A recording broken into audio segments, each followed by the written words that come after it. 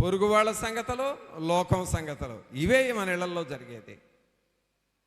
కానీ ఇంటిలో దేవుని మాటలు వస్తున్నాయా?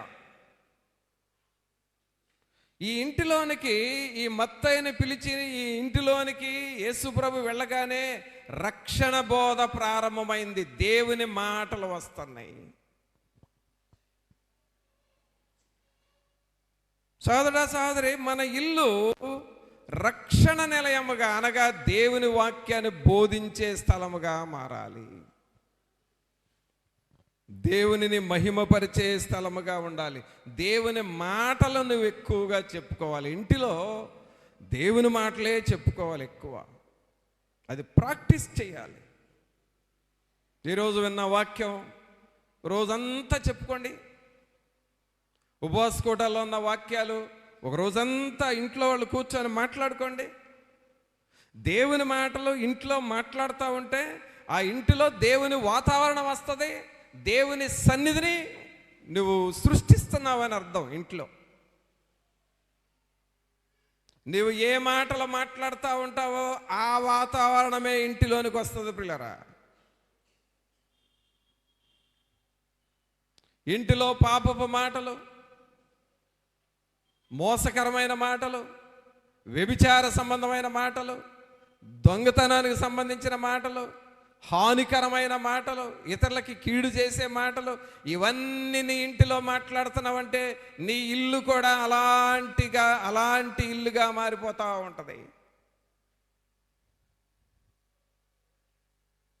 కానీ మన ఇళ్లలో దేవుని మాటలు కనబడాలి, దేవుని మాటలు వినబడాలి, దేవుని పాటలు ఉండాలి. తెల్లవారుజామున లేచి పాటలు పాడుతూ ఉండాలి నీ ఇంట్లో. ప్రతి గదిలో దేవుని పాటలు వినబడాలి మన ఇళ్లలో.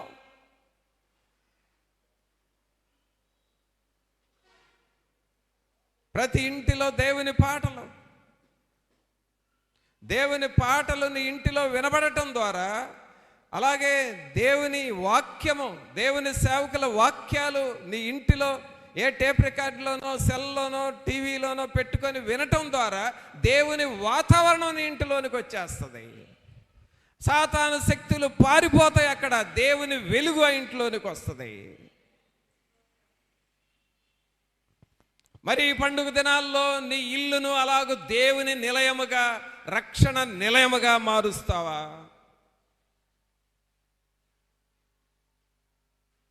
ఎక్కడికి పోయినా సరే వంటగదిలో పాటలు పాడు, హాల్లో పాటలు పాడు, బెడ్రూమ్లో పాటలు పాడు, కిచెన్ రూమ్లో పాటలు పాడు, బాత్రూంలో పాటలు పాడు, నీ వాకిట్లో పాటలు పాడు. నీ ఇల్లును దేవుని నిలయముగా, రక్షణ నిలయముగా, దేవుని రక్షణ బోధన బోధించే ఇల్లుగా మార్చుకోవాలి. కొన్ని ఇళ్లల్లో కంపు, ఒక గదిలో బూతులు, ఒక గదిలో సిగరెట్లు, ఒక గదిలో చుట్టలు, ఒక గదిలో పొగ, ఒక గదిలో మందు, ఒక గదిలో బూతులు, ఒక గదిలో టీవీలు, ఆ టీవీల్లో అశ్లీలమైన విషయాలు, వీటితో నింపుకొని నా ఇంటిలో ఎందుకు రావు ఇలా చేస్తే?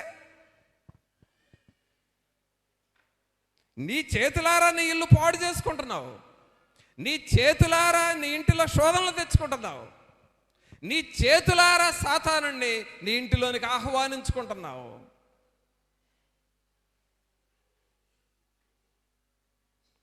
సోదరుడా సహోదరి, దేవునిని నీ ఇంటిలోనికి ఆహ్వానించుకుంటావా? దేవునిని ఆరాధన చేసే దినాల్లోనికి మనం వెళుతున్నాం. ఆయనను కొనియాడే దినాల్లోనికి మనం వెళుతున్నాం. మొట్టమొదట నీ హృదయాన్ని, నీ ఇల్లును దేవుని ఆలయంగా మార్చుకుంటావా? అక్కడ ప్రజలకి ప్రభు ఏం చెప్పారో చూడండి. 10వ వచనంలో, భోజనమునకు చదవండి. ఇంటిలో భోజనమునకు యేసు కూర్చుండి ఉండగా ఇదిగో సుంకరులను పాపులను అనేకులు వచ్చి ఆయన యొద్దను ఆయన శిష్యుల యొద్దను కూర్చుండిరి. పరిసయ్యులు అది చూచి మీ బోధకుడు సుంకర్లతోను పాపులతోను కలిసి ఎందుకు భోజనము చేయుచున్నాడని ఆయన శిష్యులను అడిగిరి. ఆయన ఆ మాట విని రోగులకే గాని ఆరోగ్యము గలవారికి వైద్యుడక్కర్లేదు కదా. అయితే నేను పాపులను పిలువవచ్చి తిని గాని నీతిమంతులను పిలువరాలేదు గనుక కనికరమనే కోరుచున్నాను గాని బలిని కోరను. అది వాక్య భావముతో మీరు వెళ్ళి నేర్చుకొనుడని చెప్పాను. ఆ ఇల్లు ఎలాగైపోయిందో చూడండి. పాపులను ప్రేమించే ఇల్లుగా మారింది. వారికి రక్షణ బోధించే ఇల్లుగా మారిపోయింది. ప్రభు కూడా వారిని మార్చి వారి మీద కనికరము చూపాలి అని కోరుకున్న ఇల్లుగా మారిపోయింది.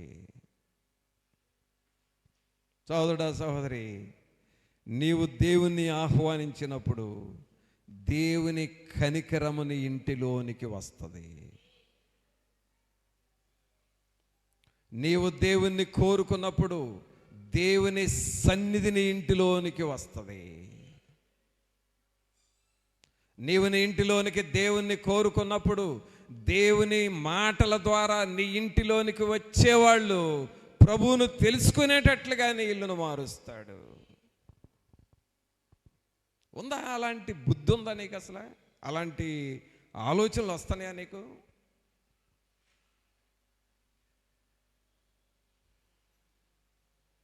నా ఇల్లు అలాంటి వాతావరణంగా మారాలి. ఇంట్లో క్రొత్త బట్టలు లేకపోతే ఏంటండి?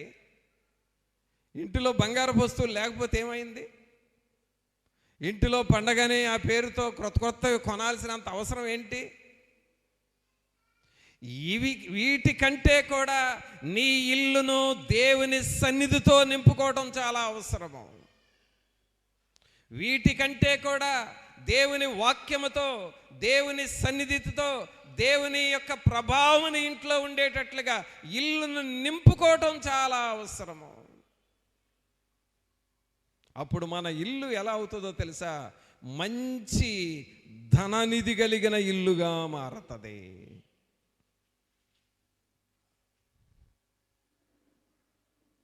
ఈ కొట్లాటలు, ఈ పోట్లాటలు, ఈ రగడాలు, ఈ జగడాలు ఇవన్నీ నీ ఇంట్లోకి ఎందుకు వస్తున్నాయి అంటే దేవుడు నీ ఇంట్లో లేనందువలన వస్తున్నాయి.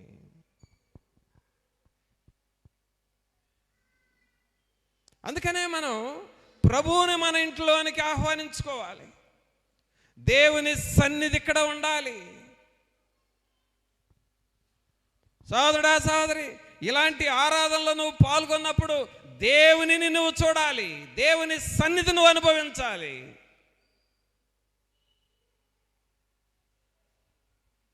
అలాంటి ఇల్లుగా ఇల్లు మారిపోయిందండి.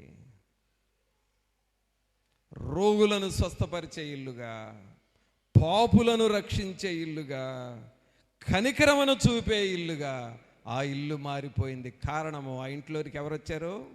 యేసుక్రీస్తు ప్రభు వచ్చారు. చప్పట్లు కొట్టండి ఒకసారి అందరు దేవునికి. ఎన్నిళ్ళు చూపించాను ఇప్పుడు మీకు? ఎన్నిళ్ళు? ఇప్పుడు మనం క్యారల్ సర్వీస్ చేస్తున్నాం, ఇంటింటికి తిరగబోతున్నాం. ఓకేనా? ఏ ఇంటికి తీసుకెళ్ళాను ఫస్ట్ మిమ్మల్ని? పేతురు ఇంట్లోకి తీసుకువెళ్ళా. ఆ ఇంట్లో అంతకుముందు ఏముంది? రోగం ఉంది, బాధలు ఉన్నాయి. ప్రభు వెళ్ళిన తర్వాత ఆ ఇంట్లో ఏమైంది? సంతోషం వచ్చింది, పరిచర్య చేయటం వచ్చేసింది, అన్ని సమస్యలు పోయినాయి. అది మొదటి ఇల్లు. రెండో ఇల్లు ఎవరిది? మత్తయి ఇల్లు. ఈ ఇంట్లో యేసు ప్రభు వెళ్ళాడు. వెళ్ళగానే ఆ ఇంట్లోకి ఎవరు వచ్చారు? పాపులు, సొంకర్లు అందరూ వచ్చారు. సొంకర్లు అంటే పాపుల కంటే ఘోరమైన మనుషులు అన్నమాట వీళ్ళు, అందుకనే సొంకర్లు అంటారు వాళ్ళని. అలాంటి వాళ్ళు వచ్చారు. వాళ్ళు అక్కడికి వచ్చినప్పుడు యేసు ప్రభు వాళ్ళకి ఏం చెప్పడం ప్రారంభించాడు? దేవుని వాక్యం చెప్పాడు, రక్షణలోనికి నడిపించాడు, రక్షణ బోధన వారికి బోధించాడు. వారందరూ రక్షణలోనికి వచ్చారు. వారిని కనికరం చూపించాడు. కాబట్టి కనికరించబడ్డారు, రక్షించబడ్డారు. ఆ ఇల్లు రక్షణ నిలయముగా మారిపోయింది. అనగా దేవుని ఎరగని ఇల్లు ఇప్పుడు అనేకులు దేవుని తెలుసుకునేటట్లుగా ఇల్లు మారిపోయింది. సోదరుడా, నిజంగా నువ్వు మారు మనసు పొందిన వ్యక్తివి అయితే బాగా గుర్తుపెట్టుకో, నిజంగా నువ్వు మారు మనసు పొంది బాప్తిసం తీసుకున్న వ్యక్తివి అయితే నీ ఇంటిలో దేవుని సన్నిధిని నువ్వు ఇతరులకు చూపిస్తావు. నీ ఇంట్లోనే చూపించాలి. నీ ఇంట్లోనికి రాగానే దేవుని వాతావరణం కనబడాలి. ఈ ఇంటిలో ప్రభువు ఉన్నాడు అని ప్రజలు చెప్పుకోవాలి. ఆ ఇంటిలోనికి రాగానే దేవుని ఆత్మ మనుషులతో మాట్లాడుతూ ఉంటాడు. ప్రార్థనాత్మ ఉన్న ఇల్లు, దేవుని సన్నిధిని అనుభవించే ఇల్లు. ఆ ఇంటిలోనికి ఎవరు వచ్చినా సరే పరిశుద్ధాత్ముడు వారిని హెచ్చరించి మాట్లాడుతూ ఉంటాడు. అలాగునే ఇల్లును తయారు చేసుకోవాలి.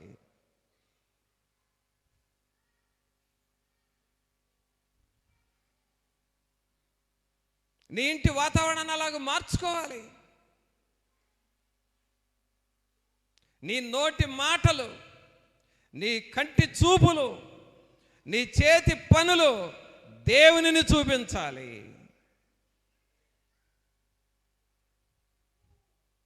బా, ఎంత ఆశీర్వాదంగా ఉంటుందోనండి ఇలాగ మన ఇల్లును మార్చుకుంటే. ఇది మన చేతుల్లోనే ఉంది. మీరేమనుకుంటున్నారంటే దేవుడు మన ఇల్లు మార్చాలి అని అనుకుంటారు. దేవుడు ఎట్ట మారుస్తాడు? నువ్వు ఆయన రమ్మని పిలవకుండా, నీ బుద్ధి మార్చుకోకుండా, నీ పనులు మార్చుకోకుండా దేవుడిని ఇల్లుని ఎలా మారుస్తాడు?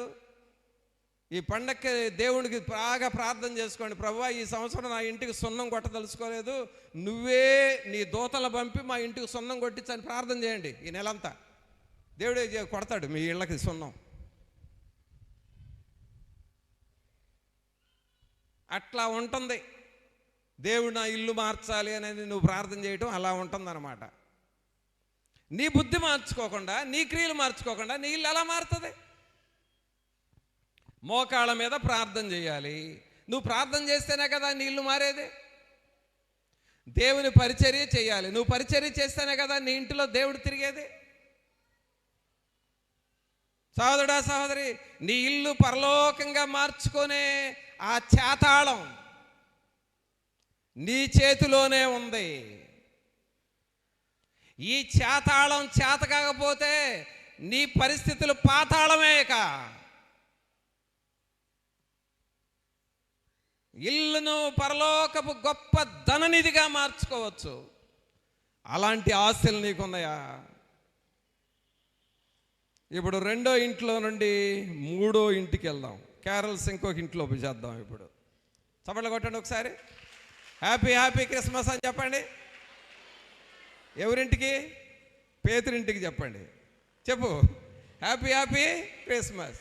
రెండో ఇల్లు ఎవరిది? మత్తయి ఇల్లు. ఆ ఇంటికి కూడా చెప్పండి క్యారల్స్, హ్యాపీ హ్యాపీ క్రిస్మస్. ఓకేనా? ఇప్పుడు మూడో ఇంటికి వెళ్దాం. ఆ ఇల్లు ఎవరిదో చూద్దాం. మార్కు సువార్త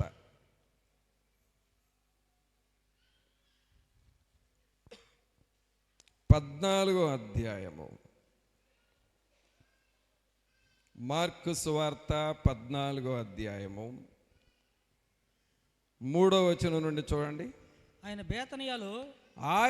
బేతనియలో కుష్ఠరోగి అయిన సీమోను ఎంట భోజనమునకు కూర్చుండి ఉన్నప్పుడు ఒక స్త్రీ మిక్కిలి విలువగల జటామాంసి అత్తరు బుడ్డి తీసుకొని వచ్చి ఆ అత్తరు బుడ్డి పగులగొట్టి ఆ అత్తరు ఆయన తల మీద పోసెను.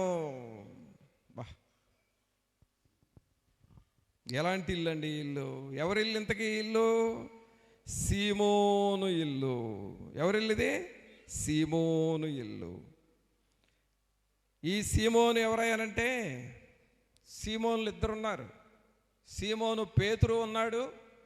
ఈ సీమోను కుష్ఠరోగి అయిన సీమోను. అక్కడ ఉందో చూడండి 3వ అధ్యాయంలో.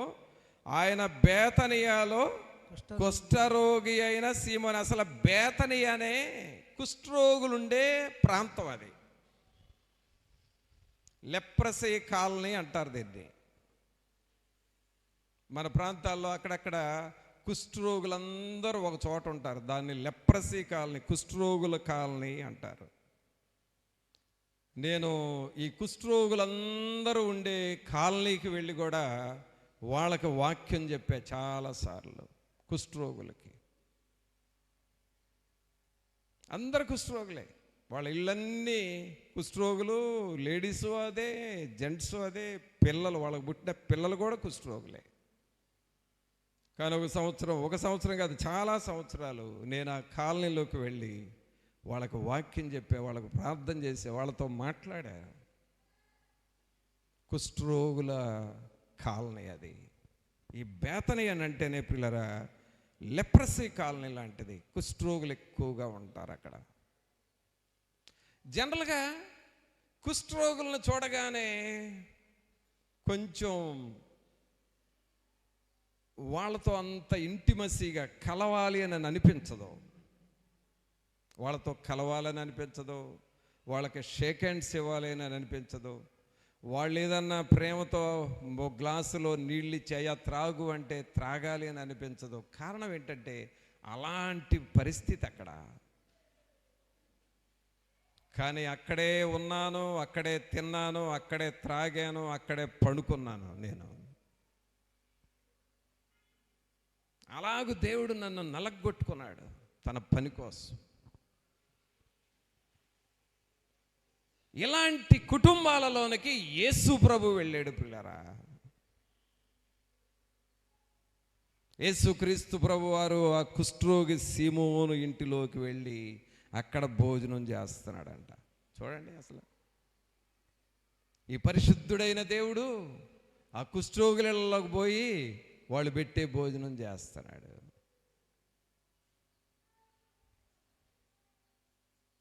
ఇక్కడ ఏం అర్థమవుతుందంటే ఆ కుష్ఠరోగుల్ని ఎంత ప్రేమిస్తున్నాడో అర్థమవుతుంది.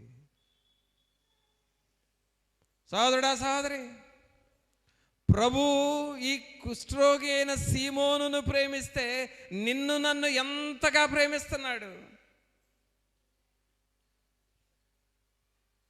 నీ కుటుంబాన్ని ప్రేమిస్తున్నాడు, నీ పిల్లల్ని ప్రేమిస్తున్నాడు, నీ జీవితాన్ని ప్రేమిస్తున్నాడు. నీ యొక్క జీవితంలో ప్రతి పరిస్థితిని మార్చి ఆయన కనికరం చూపుతూ ఉన్నాడు, నీ మీద జాలి పడుతూ ఉన్నాడు, నిన్ను ఆదరిస్తూ ఉన్నాడు.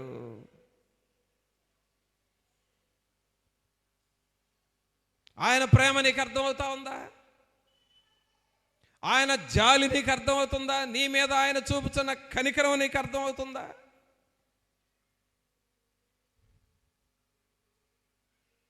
సోదరుడా, సహోదరి, నువ్వు ఒంటరివాడవైనా సరే, నువ్వు ఒంటరిదానివైనా సరే, నువ్వు రోగిగా ఉన్నా సరే, బలహీనరాలుగా ఉన్నా సరే, ఆయన నీ మీద జాలి పడుచున్నాడని జ్ఞాపకం ఉంచుకో. నిన్ను బట్టి నీ కుటుంబాన్ని ప్రేమిస్తున్నాడు, నీ కుటుంబాన్ని లేవనెత్తాలి అని దేవుని ఉద్దేశమై ఉన్నది. నీకు అర్థమవుతుందా? నీకు గ్రహింపు అవుతుందా? ఇలాంటి ఇంట్లోకి వెళ్ళాడండి యేసు ప్రభు. కుష్ఠరోగి అయిన, చదవండి అక్కడ, ఆయన బేతనియలో కుష్ఠరోగి అయిన సీమోను ఎంట భోజనమునకు కూర్చుండి ఉన్నప్పుడు ఒక స్త్రీ మిక్కిలి విలువగల అచ్చ జటామాంసి అత్తరుబుడ్డి తీసుకొని వచ్చి అత్తరుబుడ్డి పగులగొట్టి ఆ అత్తరు ఆయన తల మీద పోసెను. ఒక రకంగా చెప్పాలంటే ఈ ఇల్లు యేసు ప్రభు వెళ్ళటానికి అర్హులు కాని ఇల్లు అయినా సరే, అర్హత లేకపోయినా ఆ ఇంటిలోనికి ప్రభువు వెళ్ళాడు. సోదరుడా, ఒకవేళ నేను అర్హుని కాదు, నువ్వు అర్హత లేదు అని అనుకుంటున్నావేమో, నీ అర్హతలను బట్టి కాదు ప్రభు నీ ఇంట్లోనికి వచ్చేది. ఆయనకు నీ మీద ఉన్న ప్రేమను బట్టి నీ ఇంట్లోనికి వస్తాడు. కానీ నువ్వు రిసీవ్ చేసుకుంటావా? ఆయన నువ్వు ఆహ్వానిస్తావా? ప్రభా, నీ సన్నిధి మా ఇంట్లో ఉండాలి, మమ్మలను దర్శించండి అని నువ్వు కోరుకుంటావా? ఈ ఇంటిలో జరుగుతుంది ఏంటంటే, అత్తరు బుడ్డిని పగలగొట్టి ఆ అత్తరు ఆయన తల మీద పోశారు. ఇది దేనికి గుర్తు అంటే ఆరాధనకు గుర్తు. ఆమేన్. దేనికి గుర్తు? ప్రభువుని ఆరాధన చేస్తున్నారు.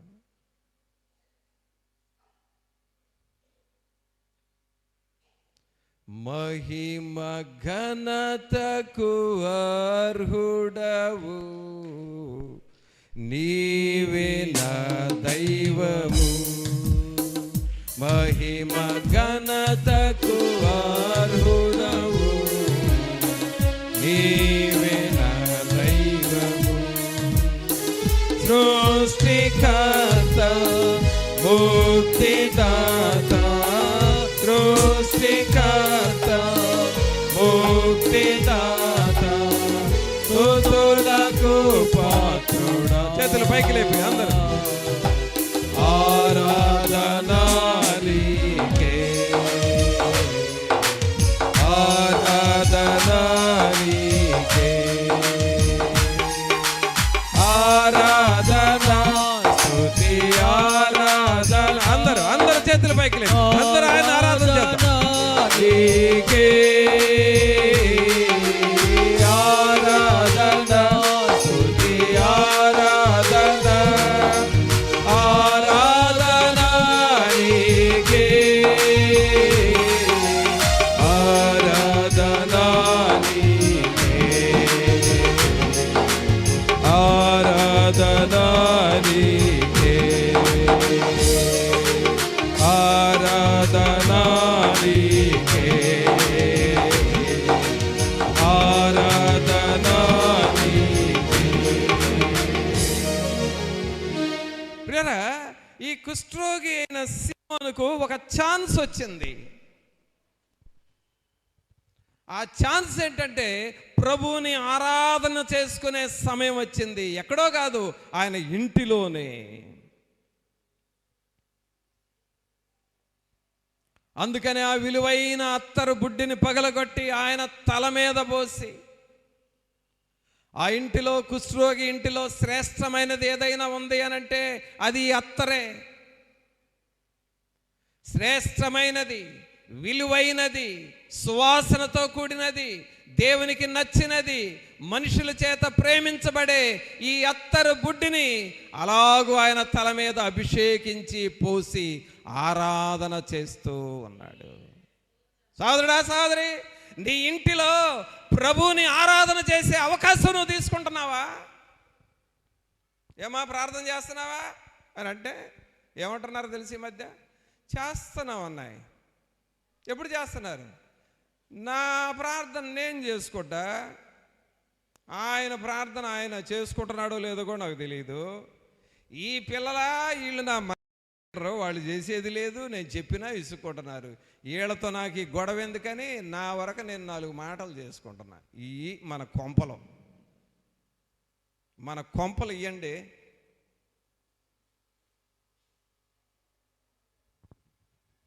ఇలాంటి ఇళ్లలో దేవుని ఆత్మ ఎలా పనిచేస్తాడు?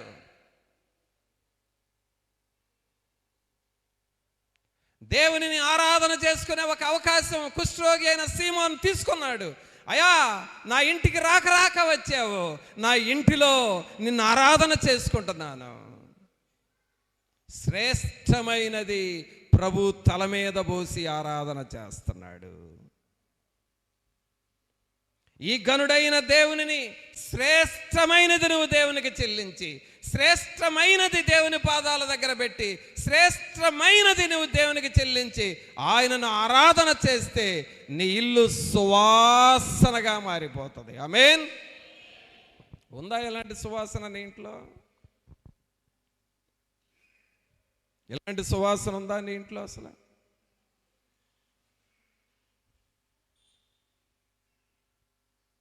నీ ఇల్లును అలా ఉండాలని నువ్వు అడగాలి, దేవుణ్ణి కోరుకోవాలి.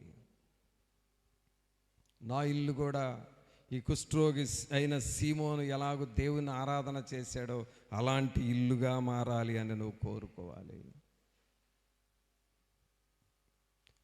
నా ఇల్లు కూడా ఈ మొత్త ఇంటిలోనికి యేసుప్రభు వెళ్ళి ఎలాగో అనేకులకు రక్షణ బోధించాడో నా ఇంటి నుండి, నా ఇంటి ద్వారా నా బంధువులకి ఈ రక్షణ సువార్త బోధించబడాలనే ఆశలు నీలో ఉండాలి. నీ ఇంటిలో ఏ కొరతలు ఉన్నాయో ఆ సమయానికి పేతురు యేసుప్రభుని ఇంట్లోకి తీసుకువెళ్ళి ఆ ఇంటి కొరతలు తీర్చుకున్నట్లుగా దేవునిని పిలుచుకొని, దేవుని సేవకుని పిలుచుకొని నీ ఇంటిలో ప్రార్థన జరిగేటట్లుగా చూసుకొని ఆ ఇంటిలో కొరతలు తీరేలాగా నువ్వు చేసుకోవాలి. ఈ గ్రహింపు వస్తుందా నీకు? ఇలాంటి క్యారల్స్ చేస్తావా నువ్వు? ఇలాగ నీ ఇంటిని దేవుని కొరకు సిద్ధం చేసుకుంటావా? సహోదరుడా, సహోదరి, తల్లి, తండ్రి, ఎప్పుడైతే నీ ఇంటిని ఇలాగ ప్రిపేర్ చేస్తావో ఆ ఇల్లు దేవుని యొక్క ఆశీర్వాదం పొందిన ఇల్లుగా మారుతుంది. ఆమేన్. మరి అలాగ నువ్వు సిద్ధపడే విషయం మనందరం మన హృదయాల్ని పరీక్షించుకుంటూ ప్రభు సన్నిధి మన ఇంట్లోనికి రావాలి అని పేతురు ఇంటిని మనం చూసాం, మత్తయి ఇంటిని చూసాం, కుష్ఠరోగి అయిన సీమోను ఇల్లును చూసాం. ఈ ఇళ్లలో ఎలాంటి మార్పులు వచ్చినాయి, ఎలాంటి దేవుని కార్యాలు జరిగినాయి. ఓ ప్రభా, నా ఇంటిలో నా ఇల్లు ఎలాగో మారాలి, నా ఇల్లు ఎలాగో మారాలి ప్రభా అని నువ్వు దేవుణ్ణి అడుగుతావా? నిన్ను నువ్వు తగ్గించుకొని ప్రభా నా ఇల్లు ఎలాగో మారాలి అని సహోదరుడా, సహోదరి ప్రార్థన చేస్తావా? పండుగ దినాల్లోనికి వెళ్ళబోతున్న మనము మొట్టమొదట నీ ఇల్లును గురించి ఆలోచన చేయి, నీ జీవితాన్ని గురించి ఆలోచన చేయి. మీరు నన్ను దర్శించాలయ్యా, మీరు నా ఇంటిలో ఉండాలి ప్రభువా, అట్టి కృపను నాకు ఇవ్వండి అని నువ్వు ప్రభువుని అడగాలి. అందరం ఒక్క నిమిషం ప్రార్థన చేద్దాం. ప్రతిరోజు నా ఇంటికి మీరు వచ్చే ఇల్లుగా ఉండాలయ్యా. మీకు నేను మార్గం వేయాలి ప్రభా, నేను మిమ్మల్ని ఆహ్వానించాలి. నా మోకాళ్ళ మీద మీకు ఆహ్వాన పత్రికను పంపించాలి ప్రభువా. కృప చూపని శుద్ధుడైన మా ప్రభా, తన చేతులతో ఓడబెరుకునని ఉన్నది కదా. ఎలాగూ మా గృహాలను నిర్మించుకుంటున్నావు, ఎలాగూ వాటిని కట్టుకుంటున్నావు, ఎలాగూ దేవునిని మా ఇళ్లలోనికి ఆహ్వానిస్తున్నావు ప్రభా. సరి అయిన గ్రహింపును మా అందరికీ దయచేయండి. ఈ వాక్యము కొరకు మా హృదయాలను సిద్ధపరిచారు. వాక్యానికి లోబడి మా గృహాలని మీకు లోబడినట్లుగా చేసేవారముగా చేయండి. మీ సన్నిధిని, మీ కృప, మీ కాపుదల ఒక్కొక్కరితో ఉంచి నడిపించమని నజరేయుడైన యేసు నామమున అడిగి వేడుకొనుచున్నాము తండ్రి. ఆమేన్.